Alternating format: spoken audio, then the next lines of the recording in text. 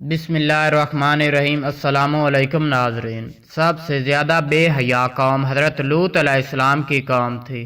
یہ عورتوں کو چھوڑ کر مردوں میں دلچسپی رکھتے تھے، خاص کر مسافروں میں سے کوئی خوبصورت لڑکا ہوتا یہ لوگ اسے اپنا شکار بنا لیتے۔ تلمود میں لکھا ہے کہ اہل سدوم اپنی روزمرہ زندگی میں سخت ظالم، دھوکے باز اور بدکار لوگ تھے۔ کوئی مسافر ان کے علاقے سے باخریت نہیں گزر سکتا تھا۔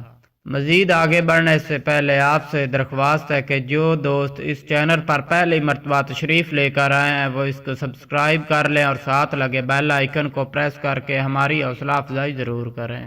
ویڈیوز کو شروع کرتے ہیں۔ کوئی غریب ان کی بستی سے روٹی کا ایک ٹکڑا نہ پا سکتا تھا۔ کہیں مرتبہ ایسا ہوتا تھا کہ بحر کا آدمی ان کے علاقے میں پہنچ کر فاقوں سے ہی مر جاتا تھا، اور یہ لوگ اس کے کپڑے اتار کر اس کی لاش کو بغیر کفن کے ہی دفن کر دیتے تھے۔ اور اپنی وادی کو انہوں نے ایک باغ بنا رکھا تھا جس کا سلسلہ میلوں تک پھیلا ہوا تھا۔ اس باغ میں وہ انتہائی بے حیائی کے ساتھ بدکاریاں کرتے تھے۔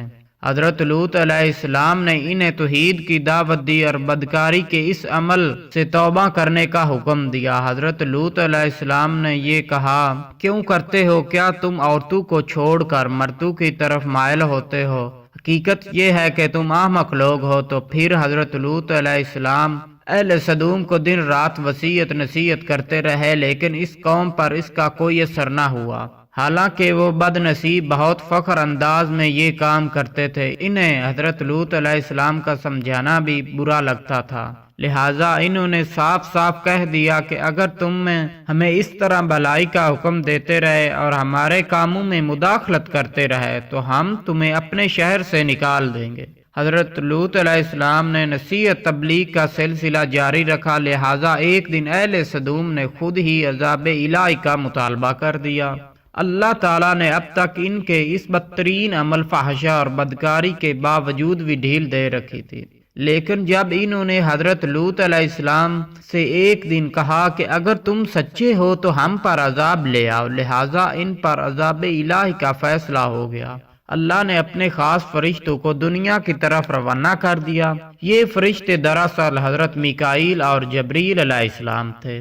پھر یہ فرشتے حضرت لوط علیہ السلام کے گھر تشریف لے آئے۔ حضرت لوط علیہ السلام نے جب ان خوبصورت نوعمر لڑکوں کو دیکھا تو سخت گھبراہٹ اور پریشانی میں مبتلا ہو گئے۔ انہیں یہ خطرہ محسوس ہونے لگا کہ اگر ان کی قوم کے لوگوں نے انہیں دیکھ لیا تو نہ جانے وہ ان کے ساتھ کیا سلوک کریں گے۔ حضرت لوط علیہ السلام کی بیوی اس نے آپ پر ایمان نہیں لایا تھا، وہ دراصل منافق تھی، وہ کافروں کے ساتھ تھی، لہٰذا اس نے جا کر اہل سدوم کو یہ خبر دی کہ حضرت لوط علیہ السلام کے گھر دو نوجوان لڑکے مہمان ٹھہرے ہوئے ہیں۔ یہ سن کر بستی والے دوڑتے ہوئے حضرت لوط علیہ السلام کے گھر پہنچے۔ حضرت لوط نے کہا کہ یہ خوبصورت میری قوم کی لڑکیاں ہیں، یہ تمہارے لیے جائز ہیں اور پاک ہیں، اللہ سے ڈرو، مجھے میرے مہمانوں کے سامنے رسوا نہ کرو۔ کیا تم میں سے کوئی بھی شائستہ آدمی نہیں ہے؟ حضرت لوط علیہ السلام کی بات کو سن کر یہ لوگ بولے کہ تم بخوبی واقف ہو کہ ہم تمہاری بیٹیوں سے کوئی حاجت نہیں، اور جو ہماری اصل چاہت ہے اس سے بخوبی تم واقف ہو۔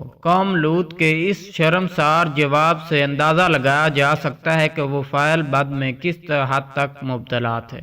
جب حضرت لوط علیہ السلام کی قوم ان کی گھر کی طرف دوڑتی ہوئی آئی تو حضرت لوط علیہ السلام نے گھر کے دروازے بند کر اور ان کے نوجوانوں کو ایک کمرے میں چھپا دیا، اور ان بدکار لوگوں نے آپ کے گھر کا گھیرا ڈال دیا اور ان میں سے کچھ گھر کی دیواروں پر بھی چڑھ گئے۔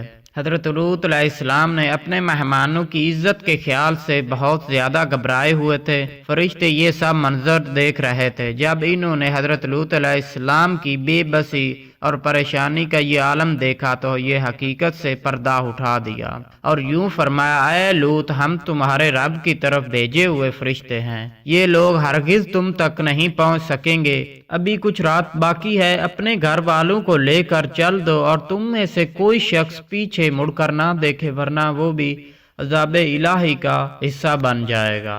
اہل سدوم حضرت لوط علیہ السلام کے گھر کا دروازہ توڑنا ہی تھا کہ حضرت جبریل علیہ السلام نے گھر سے باہر نکل کر اپنے پر کا ایک کونا مارا، جس سے وہ ان کی آنکھوں کے ٹیلے باہر نکل آئے اور بصارت ظاہر ہو گئی۔ یہ عذاب ان لوگوں کو پہنچایا جو حضرت لوط علیہ السلام کے پاس بدنظری سے آئے تھے۔ یہ حضرت لوط علیہ السلام کی حقیقت حال جان کر مطمئن ہو گئے کہ اور اپنے گھر والوں کو لے کر رات کو ہی نکل گئے، لیکن پھر بھی ان کی بیوی ان کے ساتھ تھی، لیکن کچھ دور جا کر وہ واپس اپنی قوم کی طرف پلٹ گئی اور قوم کے ساتھ جہنم واصل ہو گئی۔ صبح کا آغاز ہوا تو اللہ کے حکم سے حضرت جبریل علیہ السلام نے بستی کو اوپر سے اکھاڑ دیا اور پھر اپنے بازو پر رکھ کر آسمان کی طرف بلند کیا، یہاں تک کہ آسمان والوں نے بستی کے کتے کو بھونکنے اور مرغوں کے بولنے کی آوازیں بھی سنی۔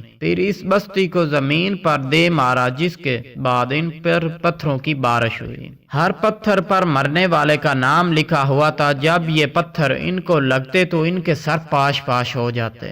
صبح سویرے سے یہ شروع ہونے والا یہ عذاب اشراق تک پوری بستی کو نصب و نابود کر چکا تھا۔ قوم لوط ان کی خوبصورت بستی کو اللہ تعالیٰ نے انتہائی بدبودار اور سیاہ جھیل میں مبتلا کر دیا، جس کا پانی سے رہتی دنیا تک کوئی فائدہ نہیں اٹھایا جا سکتا۔